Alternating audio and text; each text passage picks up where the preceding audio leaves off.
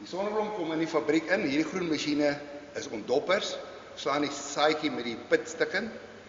Hierdie masjiene wat ons hier so sien, suig die doppies van die pitte af en ons skei hulle. Die geskeide pitte gaan alleen na die vleiker toe. Dis wiele wat hom stukkend trap, hy breek die selwande en die stukkende selwande gaan op na daai kokers toe. Daai kokers maak ons hulle warm 105 grade en vir 25, ten minste 25 minute, dan val hulle in die perse in. En in die pers word die persinfusies word die olie uit die pitte uitgedruk. Om die was uit die riekolie uit te haal, kom ons na hierdie afdeling toe, hierdie plek noem ons winterization. Ons maak die olie koud in hierdie tank hierbo.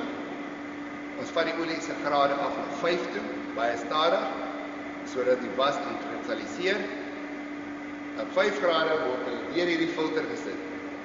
As die olie deur die filter gaan haal, al die was uit.